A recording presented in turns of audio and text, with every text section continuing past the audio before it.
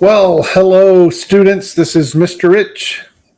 Welcome to my live stream. What we're going to do today is we are going to be talking about rational functions. And this is my series that I've started on getting you ready for AP Calculus. We're going to be talking about rational. And get rid of that feedback there. And so what we're going to do today is review what you learned in Algebra 2 and maybe a little bit in pre-calculus about rational functions and rational equations.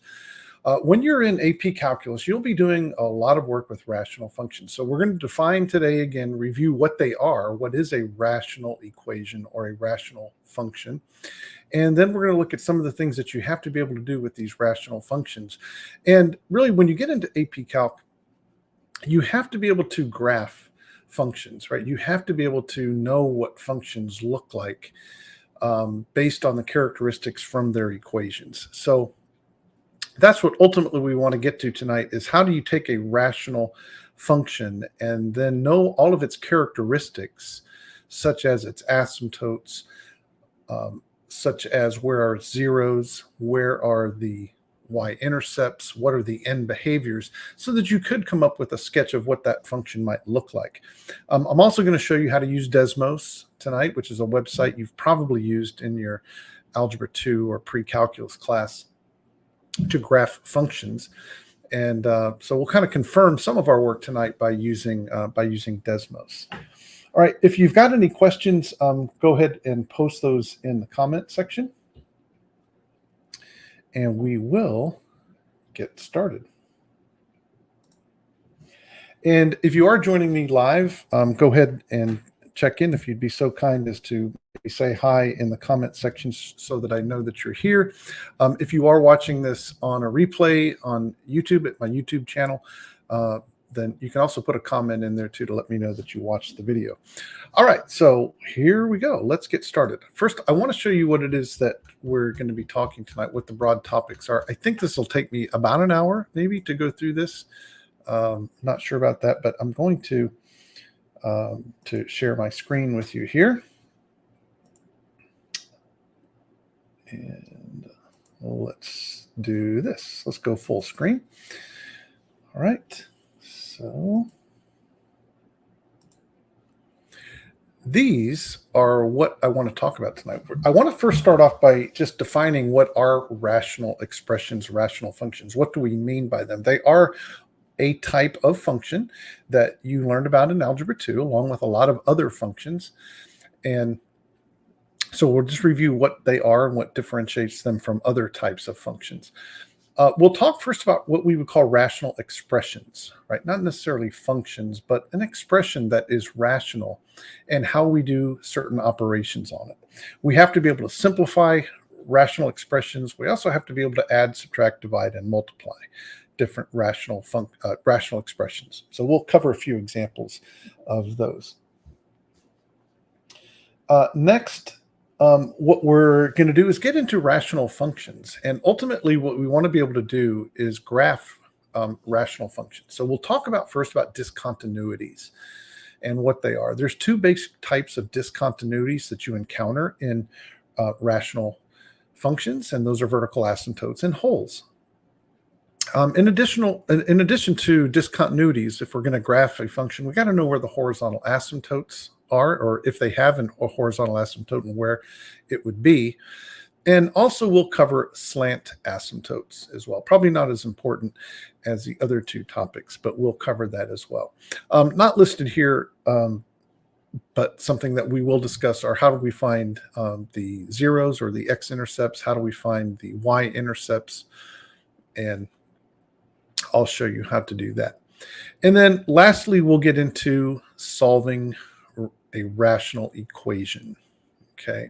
And all of these things I'm going to cover, really, we're covering these by kind of by example. So I'm going to show you lots of examples. So let's start off with what in the world is a rational expression or a rational function. So a rational function is a function that I would write as a ratio, right? The root here is ratio. So I'm going to write it like this. This is what a rational function is, where I have a ratio of two polynomials, right? So P of X and Q of X, as I've written it here, are polynomials. And it's pretty obvious, too, that since Q of X is the denominator of this ratio, that Q of X cannot be equal to 0. That means that this function would not be defined at any value of X that would make that denominator equal to 0. Because, as you know, as you've learned for several years now in your math journey, we can't divide numbers by 0. All right, so that is a rational function. Now, what is a rational expression, right? A rational expression is just when sitting out there is a fraction, right? That would be what we would call a rational expression. Okay, but then when we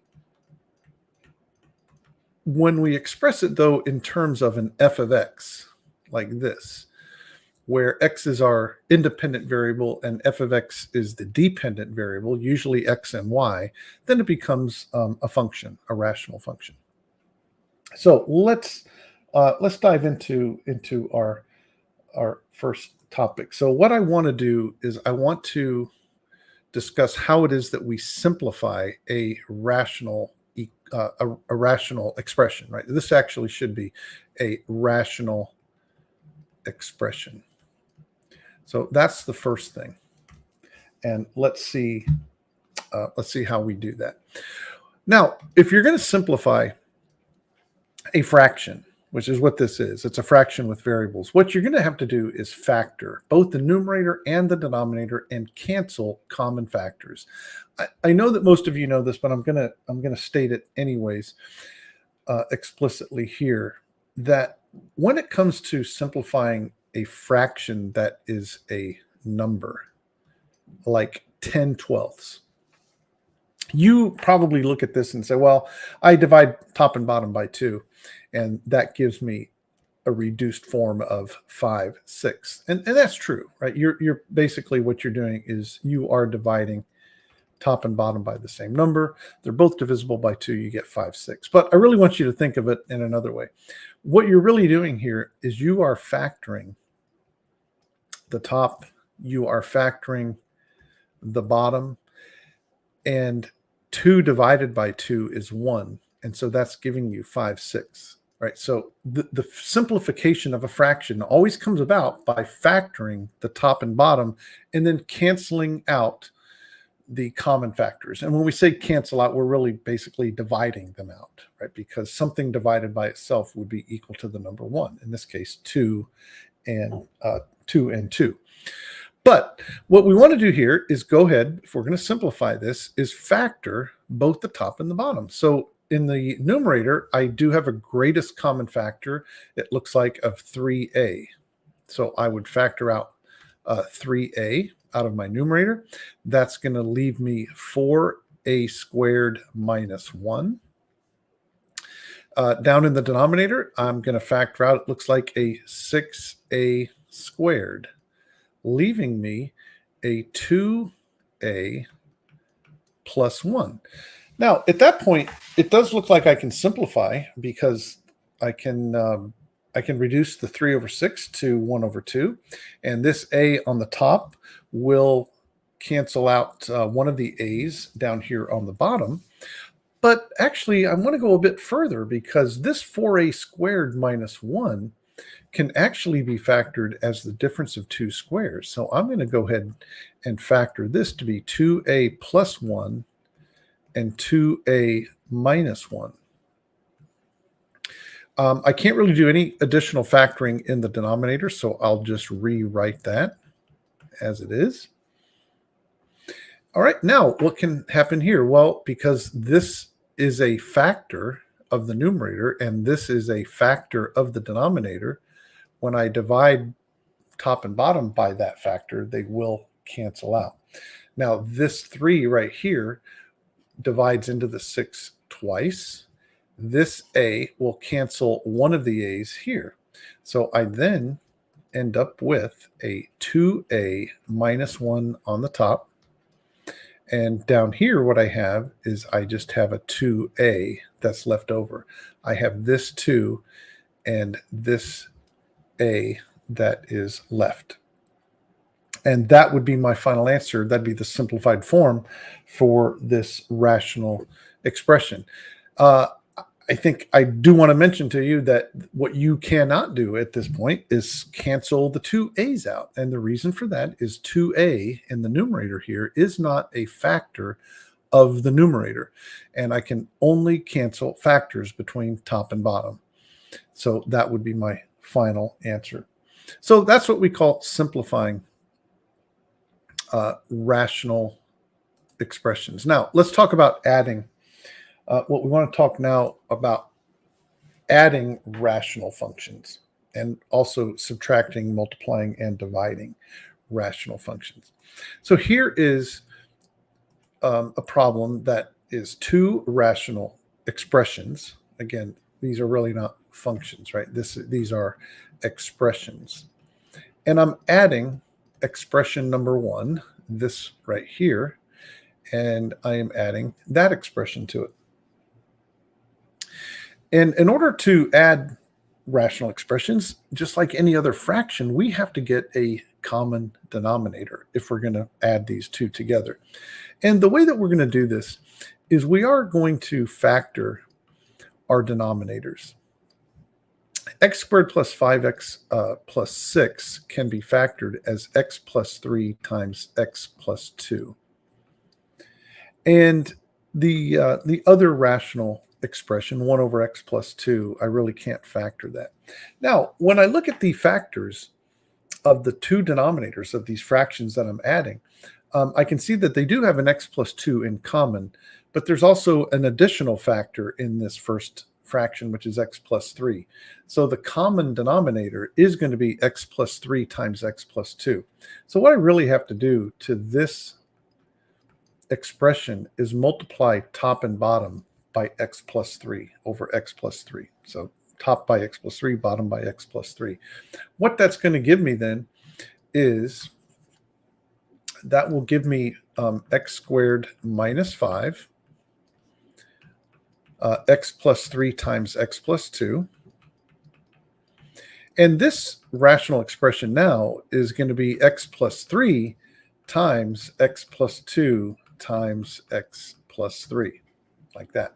Now, because I've got two common denominators here, we can rewrite this all over that one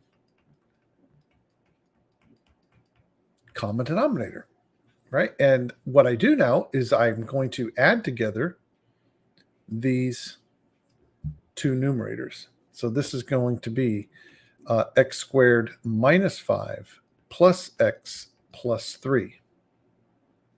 I will try to simplify this. I'm going to get here x squared minus 4x plus 3. And again, that's over the denominator x plus 3 times x plus 2. Now, just like any other time when we are adding fractions here, we always want to try to simplify, right? I'm going to simplify this if possible, and I don't want to just leave it as it is here, because maybe it could be simplified, right? And that's always what we do with fraction mathematics. Once we get our final answer to the problem, we want to make sure, hey, could this thing be simplified? Well, let's check this out and see if it can be simplified. Well, I do recognize that this numerator can now be factored as x minus 3 times x minus 1, and that is x plus 3 times x plus 2. All right, so let's make sure that we got this right. Okay, so x squared minus 4x plus 3, and it doesn't look like it can be simplified any. So this then would be my answer. Okay, because I don't have any common factors here. So that's an example there, students, of adding rational expressions. let's move on now and see how we divide rational expressions. Now, I'll go back up here and mention this. I'm not going to show you an example of subtracting rational functions. It's the same in terms of having to get a common denominator. The only thing that you have to be careful of is if you have a minus sign between your rational functions for subtraction, you just have to make sure that you distribute this minus sign to all of the terms in that second rational expression. Okay, so that's a common mistake of not realizing that minus would have to, for example, if this was a minus right here, students, then what would happen over here is this would be a negative x and a negative 3, because that negative would get distributed to both terms here. Now what I want to do is show you a problem involving dividing rational functions. So let's try this one right here. Now, you probably remember how it is that we divide fractions, right? We do divide fractions by multiplying by the reciprocal. Many teachers teach students the little jingle of keep, change, flip, not a jingle, but a saying, keep, change, flip. You keep the first fraction, you change the division here to multiplication, and then you flip the second fraction. And that's exactly what we're going to do here. But what we do have to do is factor all of the expressions in the top and bottom of both of these rational expressions and make sure that we cancel out any common factors between top and bottom. So that's what we're going to do.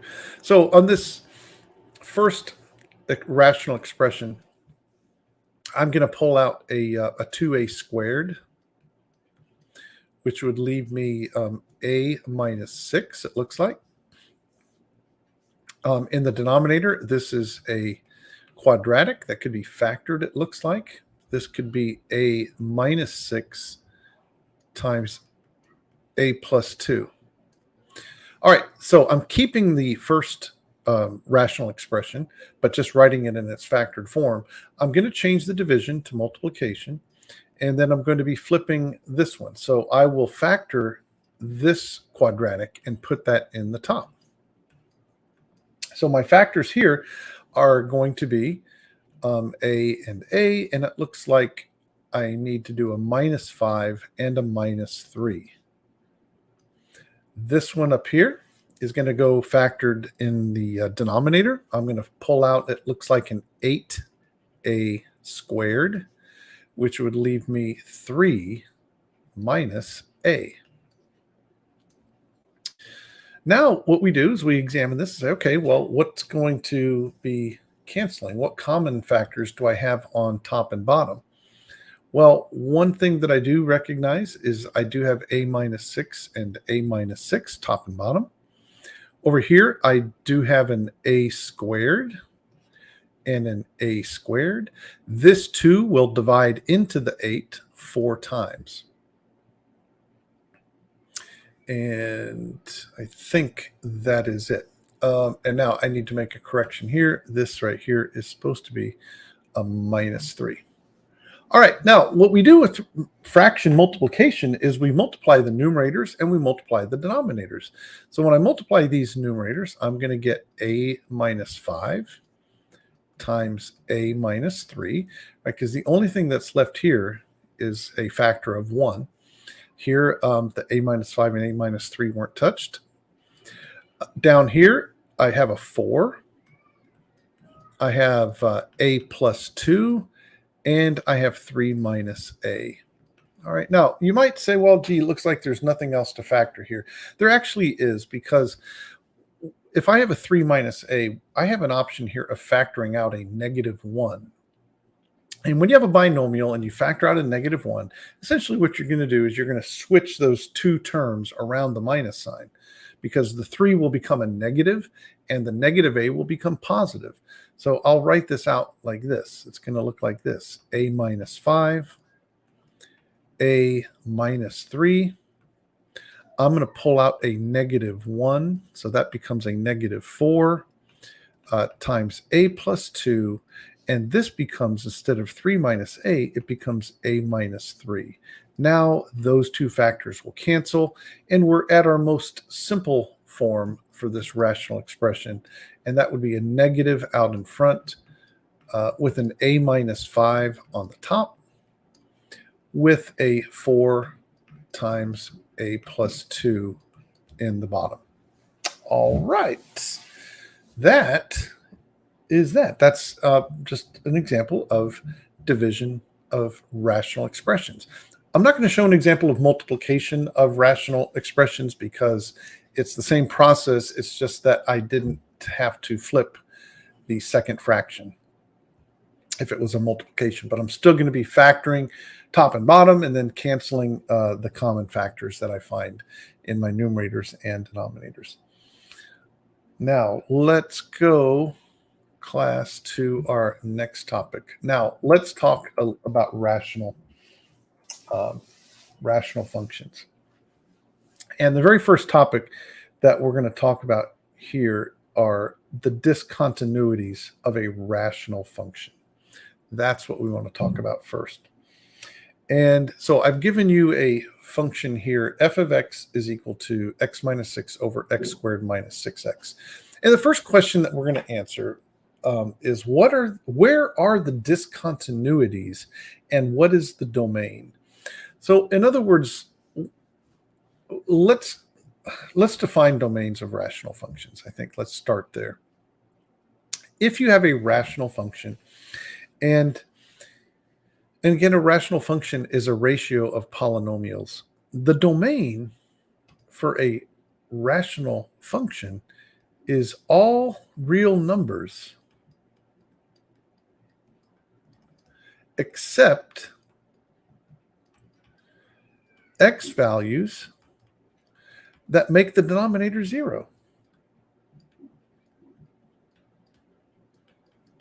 So that's the first thing. If I'm going to find the domain of a function, of a rational function, I really want to take my denominator and set it equal to 0 and solve that equation for x, because that will tell me values of x for which the function is not defined. Every other value of x, it will be defined for. So let's take the x squared minus 6x. So we're going to take this and we're going to set that equal to 0. And we're going to solve that. Now, what I'm going to do to solve that, like I would with most quadratics, is I'm going to solve it through factoring. So I'm going to factor out the greatest common factor of x, which leaves me x minus 6. And when I solve that by setting both of those factors equal to 0, I get my solutions x equals 0 and x equals 6.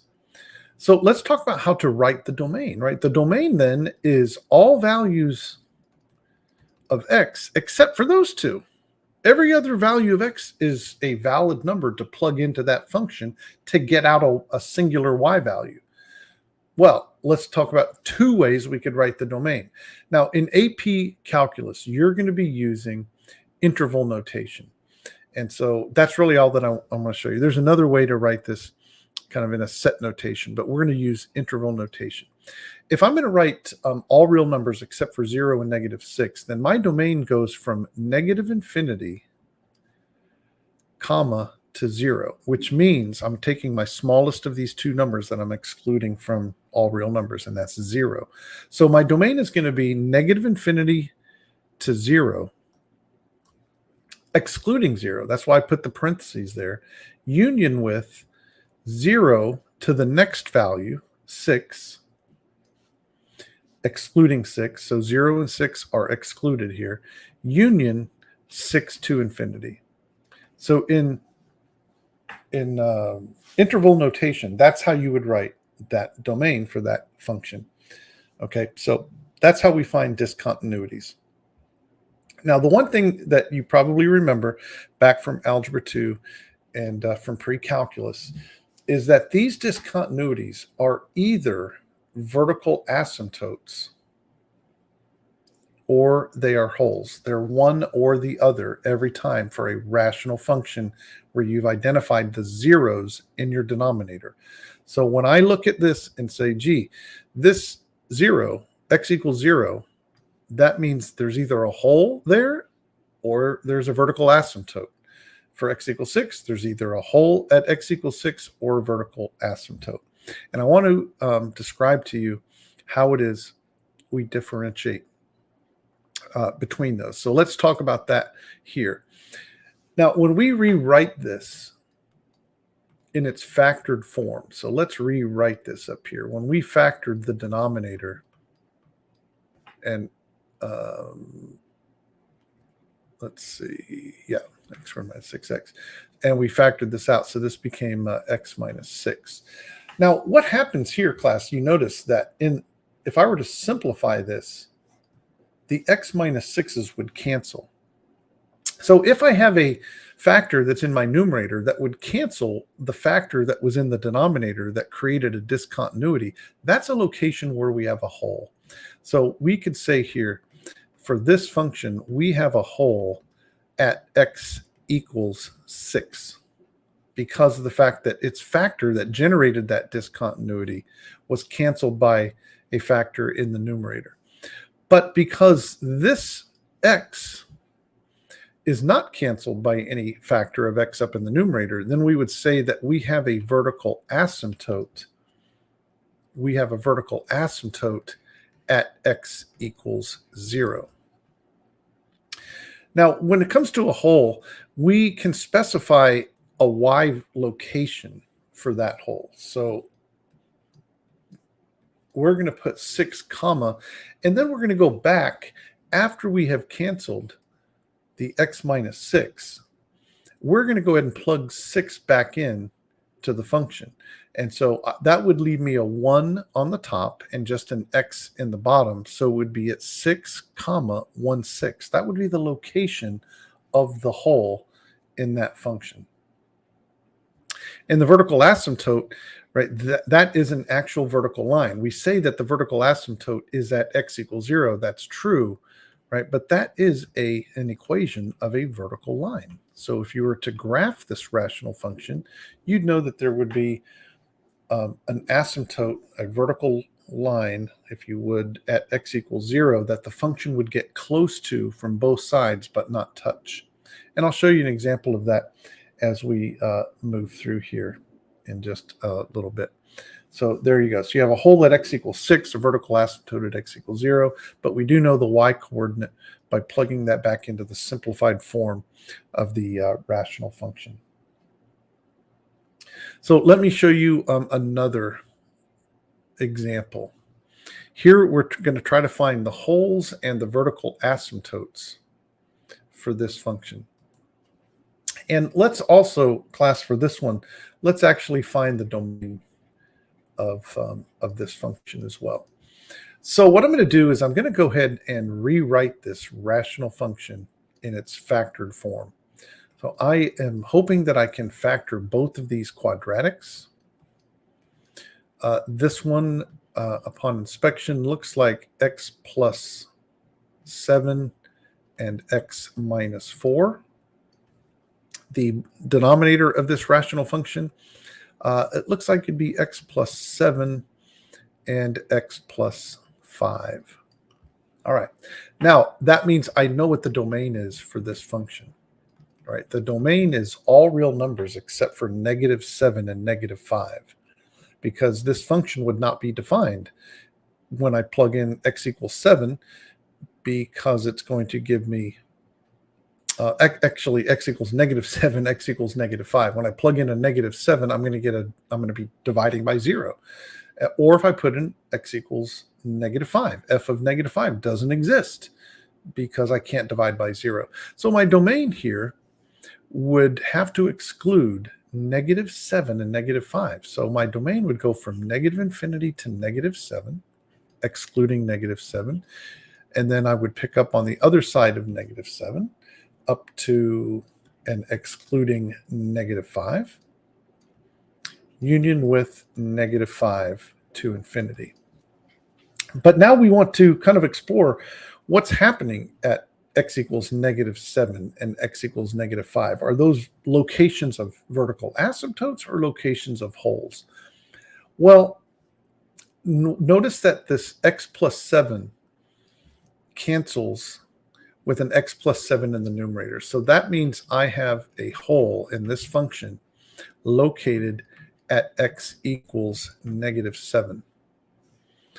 What I'm going to do then is say that the hole is located at -7, comma, and after I cancel the x plus 7 and the x plus 7, I can go ahead and plug that into the remaining function. So that would be -11 over a -2, or a positive 5.5. So we'll call that a positive 5.5. Okay, and again, what I did to find out the y value of the location of this hole was I canceled the x plus 7s, and then I put in a -7 here for x, -7 minus 4, -11, and put -7 in here, -2, -11 over -2, that's 5.5. The other x value that was excluded from the domain was x equals -5, and that factor that creates that discontinuity, the x plus 5 factor, it does not have an equivalent factor in the numerator. So that just means we have a vertical asymptote at x equals -5. Okay, so that's something that you want to be able to do as you go into your AP Calculus class. And another thought that I wanted to share with you about rational functions. When you get into AP Calculus, you're going to see that there's really going to be three kinds of questions that you are expected to solve. There's going to be what we call analytical problems, where you're given a function and you have to deal with just the function and no graph and no information about it. Just you have to be able to work with the function itself. Also, though, you'll be working graphical problems where you'll be given a graph of a function and probably not the corresponding function that created the graph. And then thirdly, you'll be doing things in what we call numeric fashion or tabular problems. And that's where you don't have a function, you don't have a graph, but you have a set of discrete ordered pairs that come from the expression or from the function. Okay, so graphical, and you have to be able to tie all three of those things together. That's why it's so important that when you're looking at these functions, these rational functions, that you could come up with these characteristics like the holes and vertical asymptotes, so you could then construct a graph of what they might look like. Let's move on.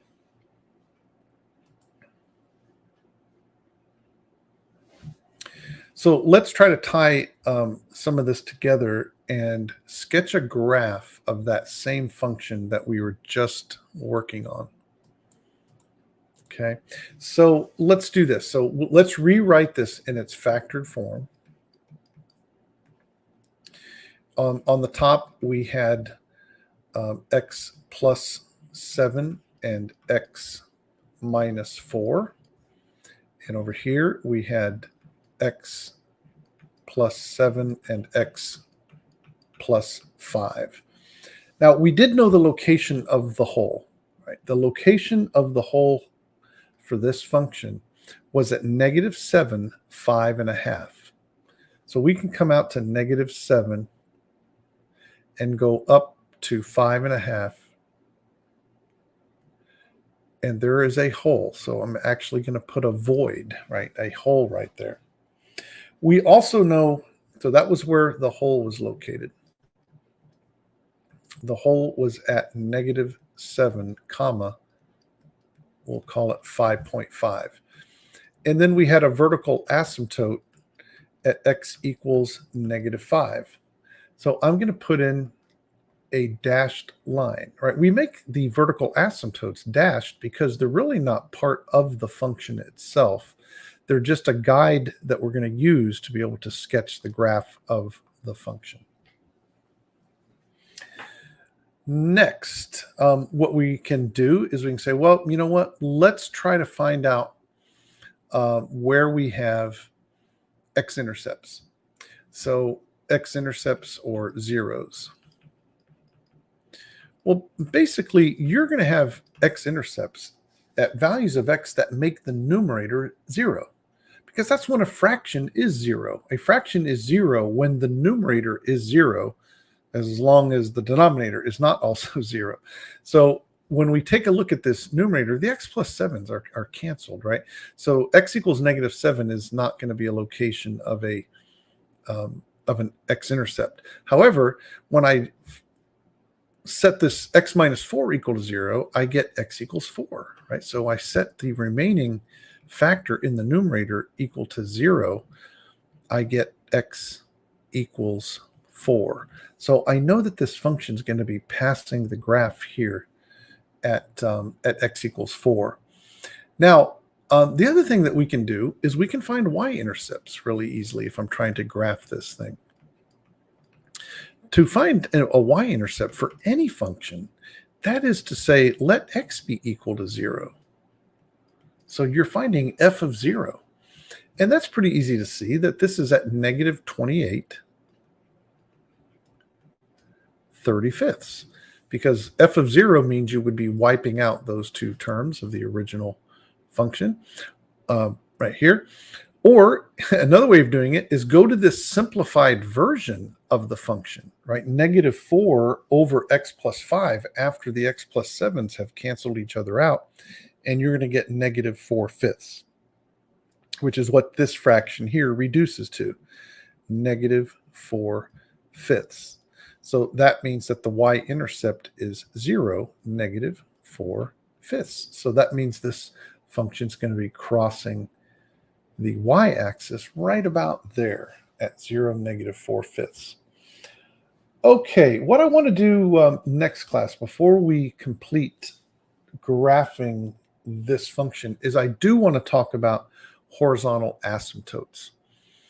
And then we'll come back here and we'll figure out where there is a horizontal asymptote. Okay.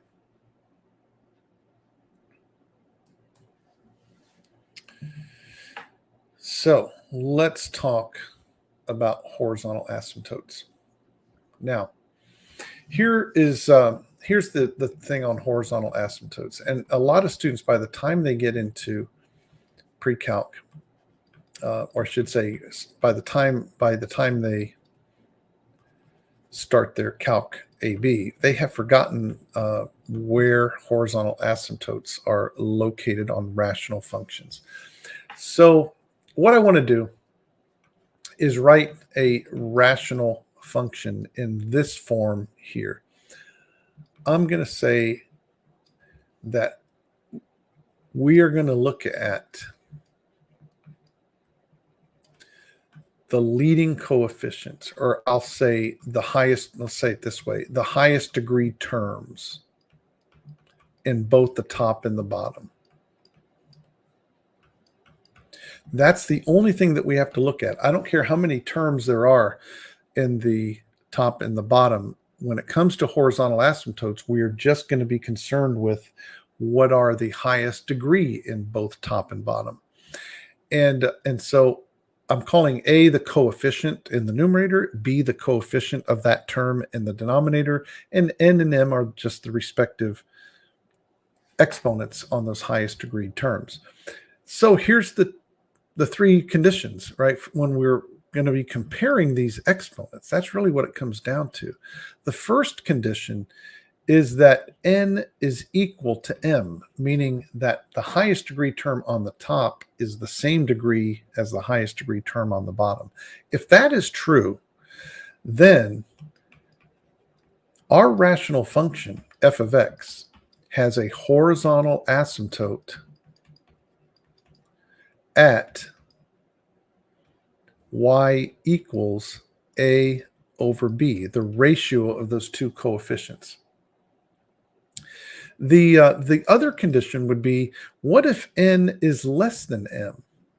Meaning my highest degree term on the top is less than what I have on the bottom.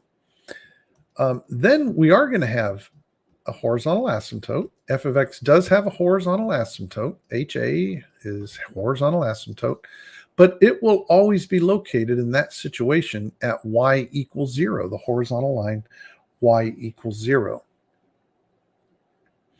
The third condition, the only other one possible, is that n is greater than m, in which case your rational function f of x has no horizontal asymptotes.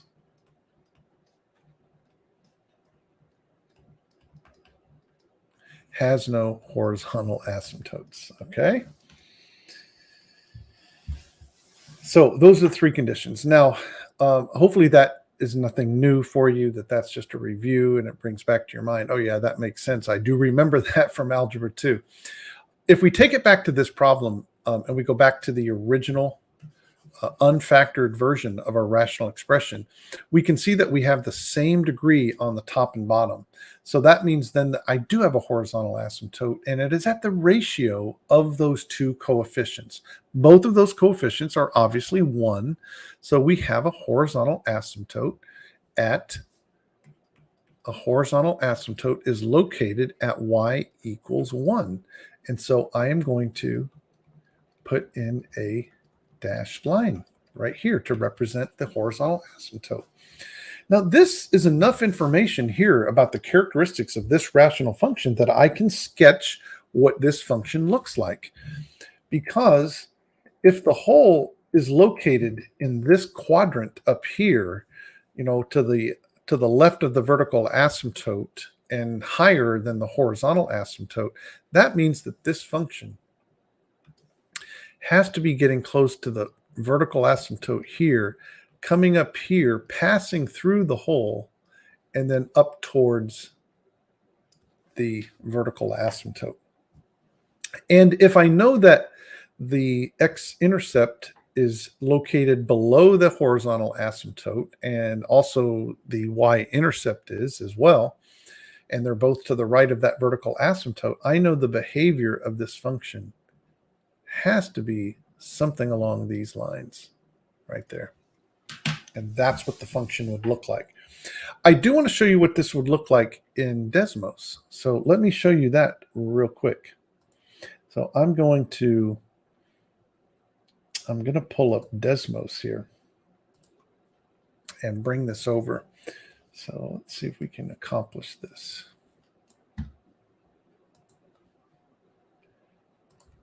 All right, so we are looking at Desmos. So we are going to graph this particular function. Let's go back and make sure we got this. So x squared plus 3x minus 28. So this will be x squared minus 3x minus 28, I believe it was. I'll go back and check it and make sure I got that right. And that this was x squared. I'm going to have to go back and look at it. X squared plus 12x plus 35. And this is plus 3x.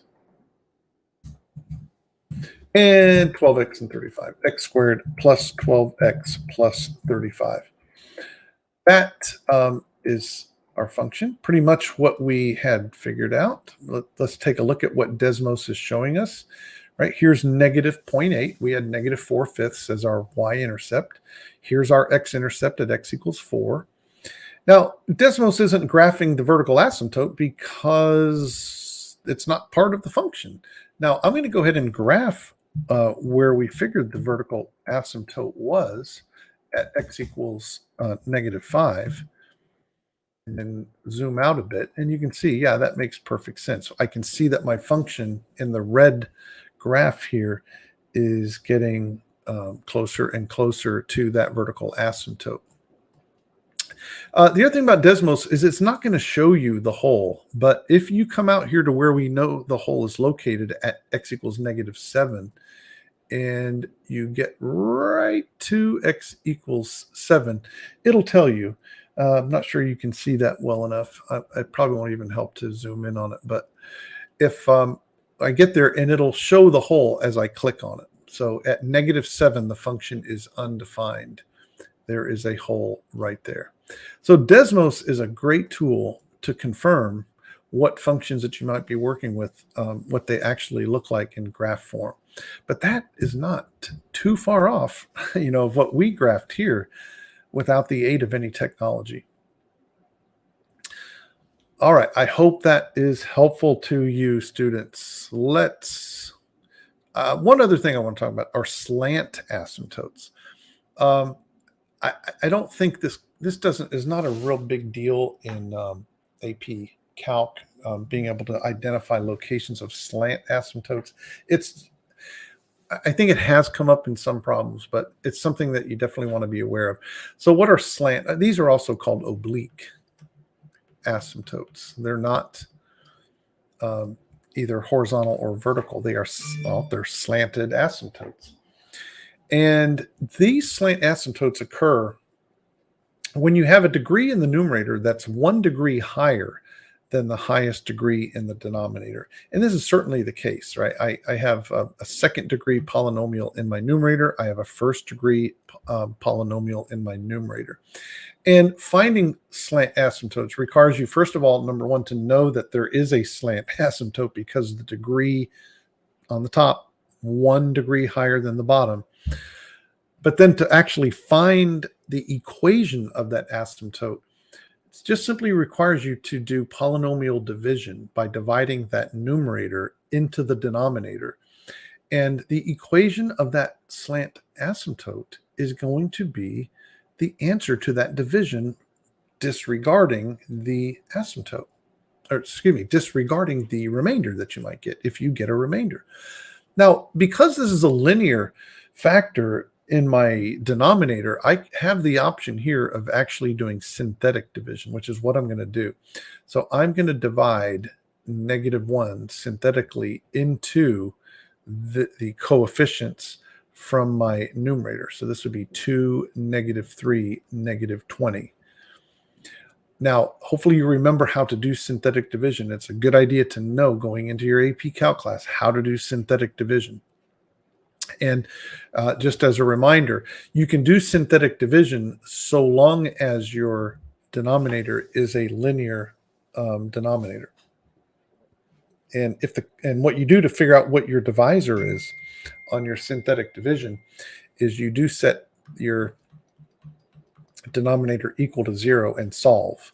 So I'm actually using the 0, right, of -1. So I'm dividing by -1. If this was, for example, like 3x plus 2, I could still do synthetic division, but I would be dividing by the 0 of -2/3. That's what my division would be accomplished by.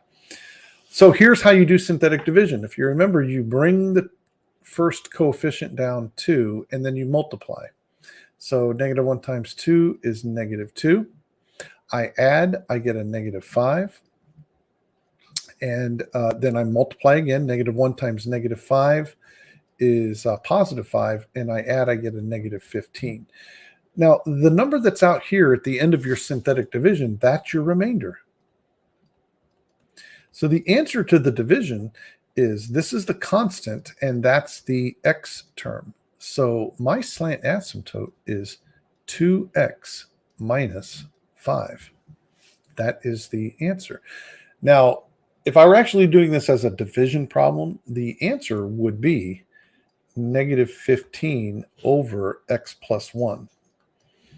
Right? That's the answer to the division right here.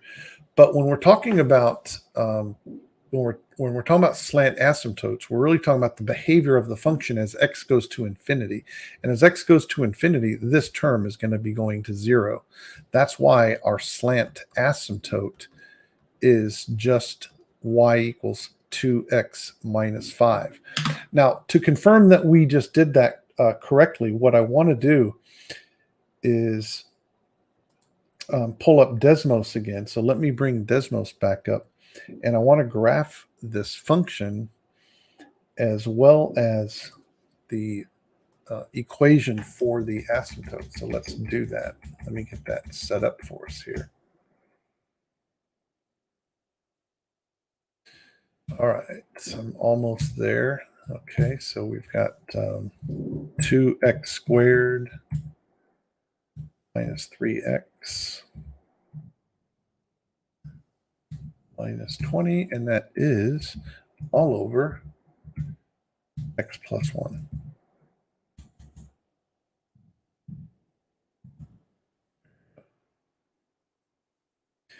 And let me pull this back up.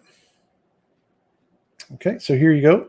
This is the function that we were just working with, where we did that polynomial division synthetically. And what I'm going to do now is I'm going to graph the line y equals 2x, and it was 2x minus 5.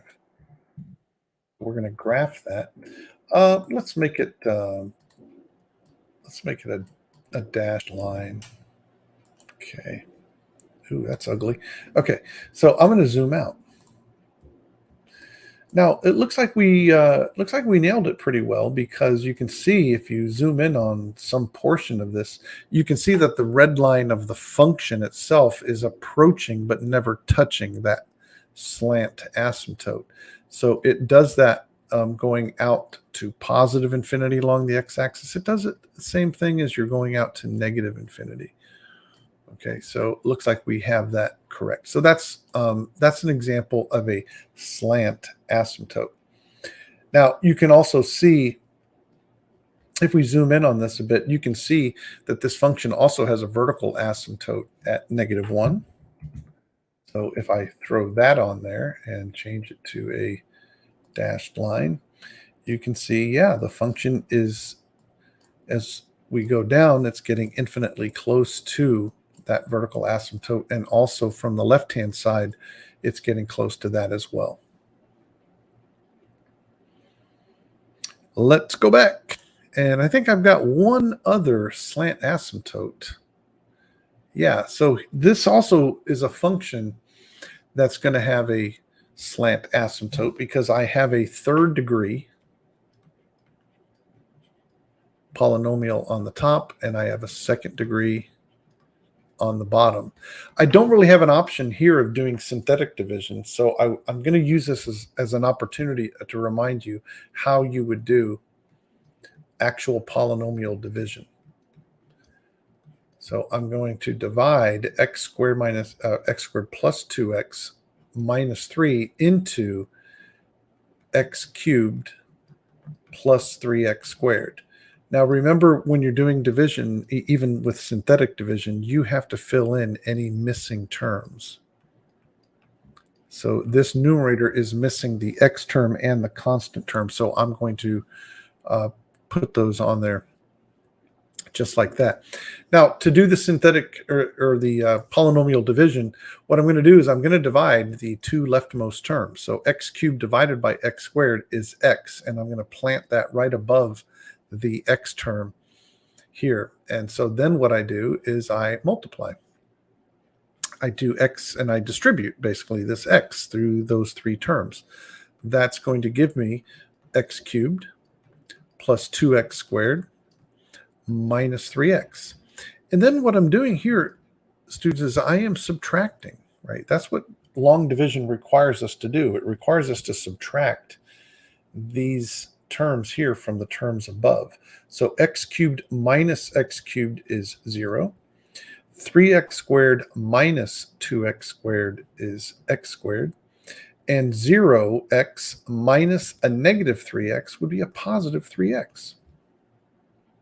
I bring down this other term, and now I divide the leftmost terms again. X squared divided by x squared is a positive 1.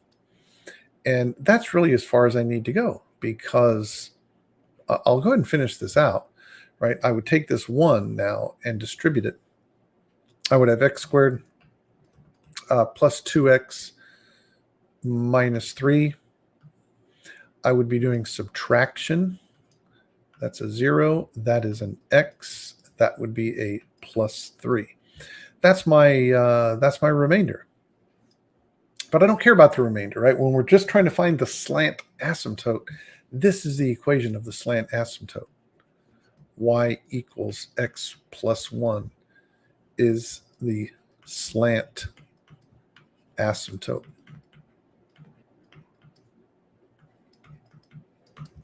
That is it.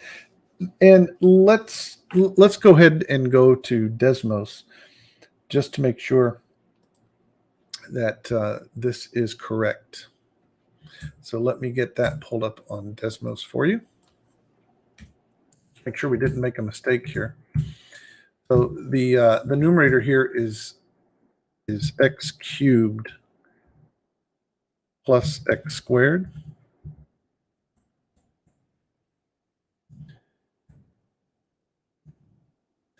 And then we're going to divide that by x squared plus 2x minus 3. Let me pull this back up.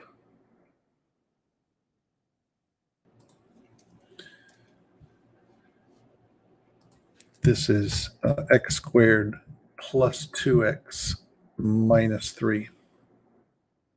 Get rid of those other equations. There we go. Very interesting. Okay.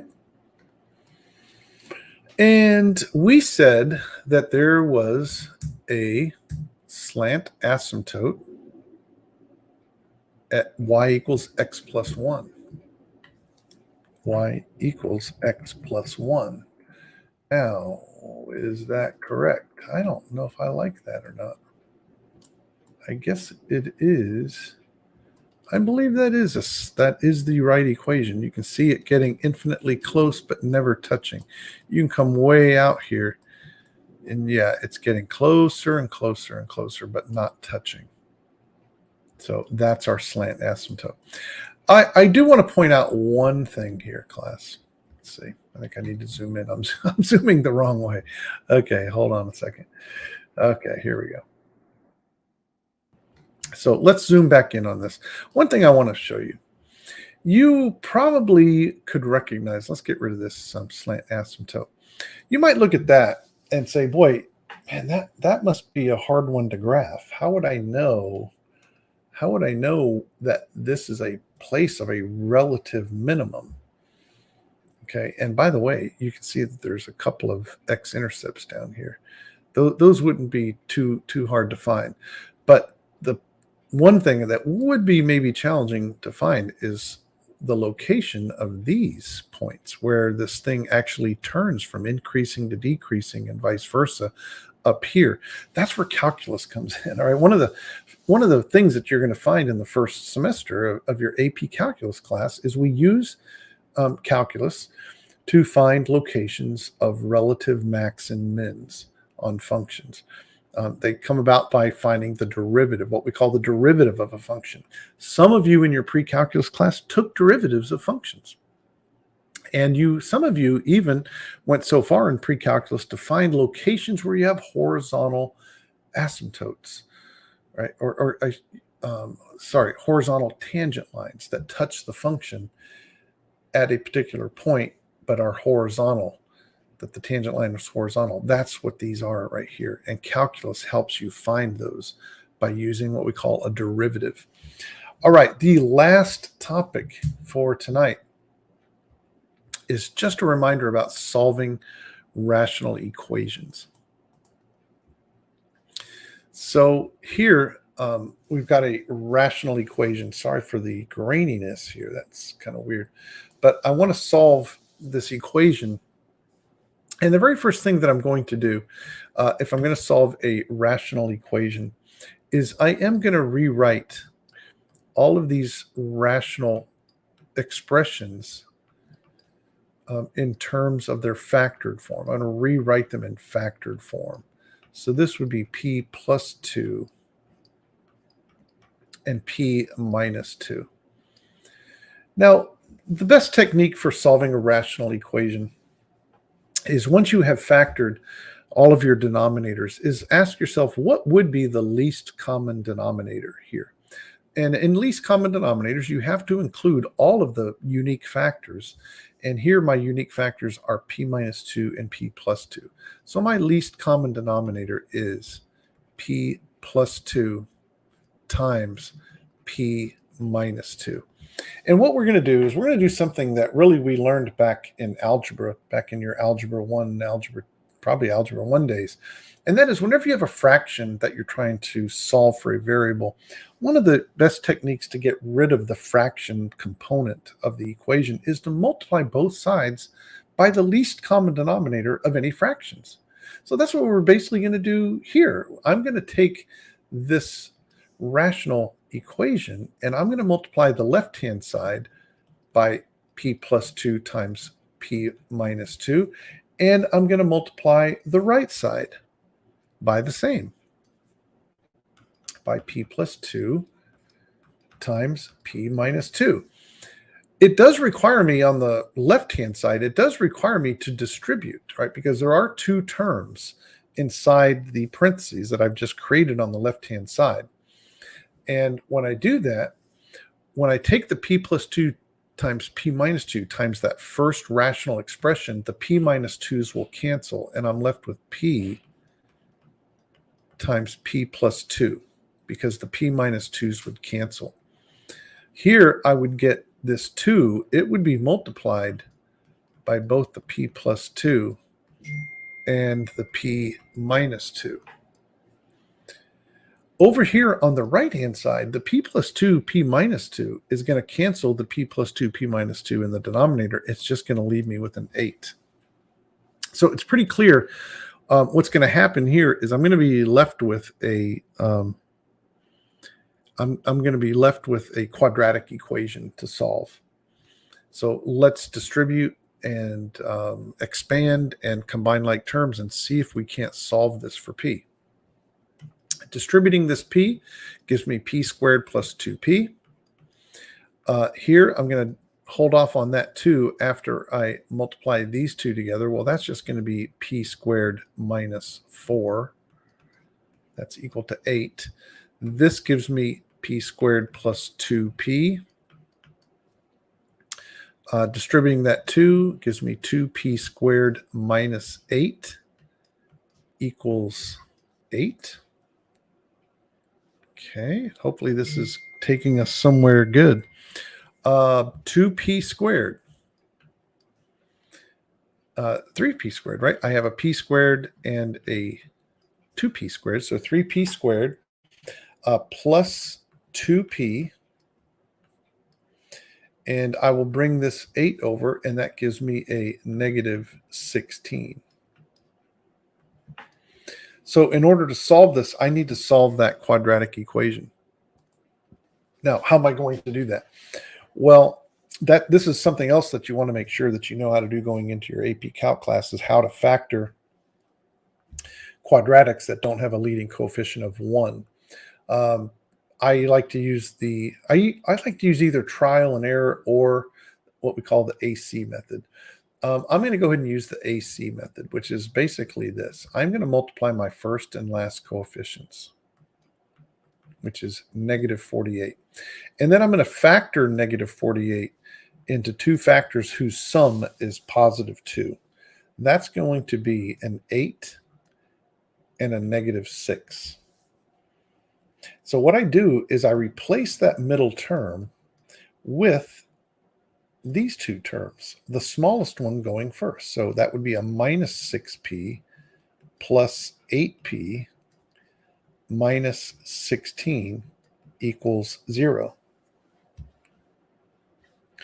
And so notice all that I did here was I took this 2p right here and I replaced it with two terms that are the same as 2p, but negative 6p and positive 8p.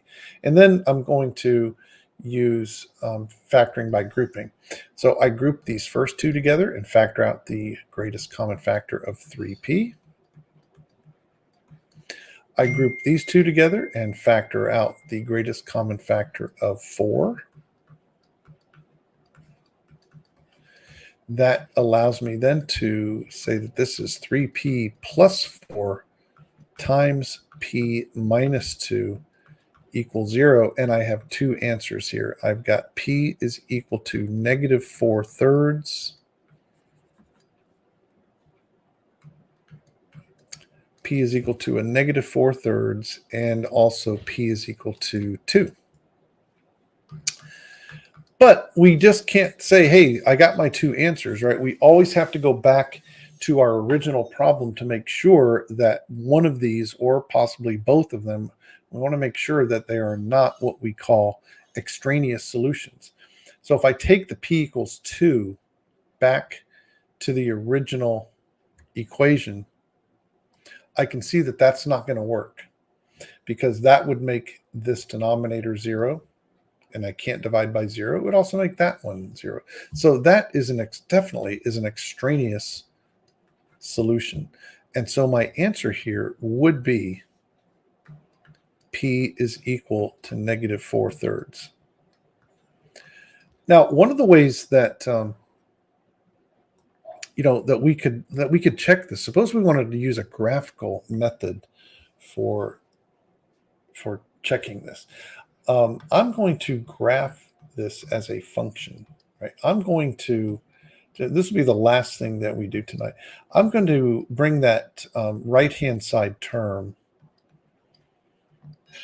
over -8/p²-4 and call that a function, right? So basically what I'm doing is I'm bringing this over and making a function out of that expression.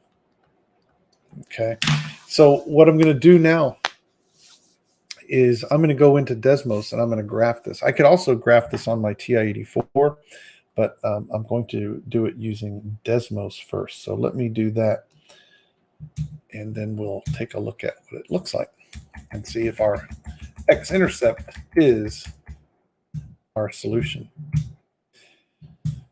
So this function is x over x plus 2 plus 2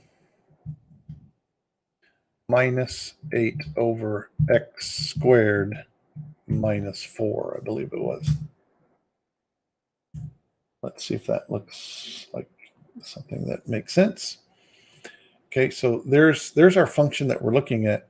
Here is the x-intercept, 2 2/3.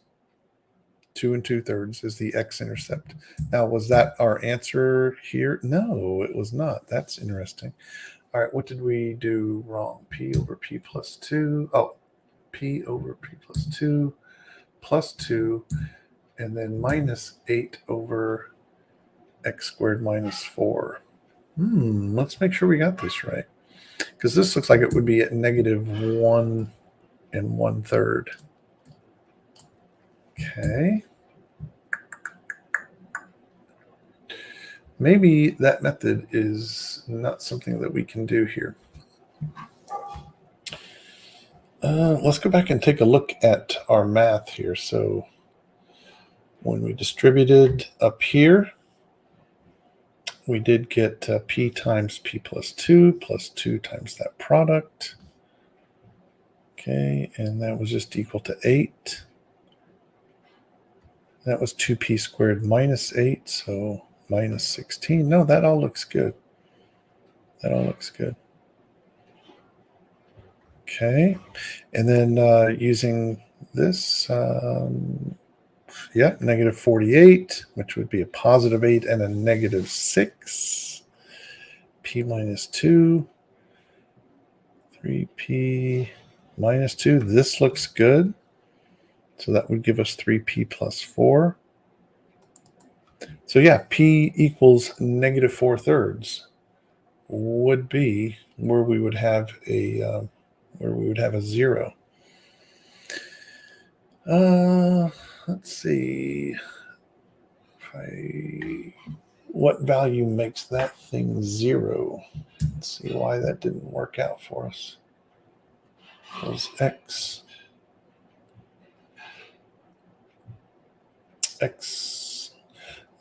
Let's see here. Wait a minute. At -2, it's undefined. Yeah, we knew that. That's why this function, that seems like it is a little bit backwards.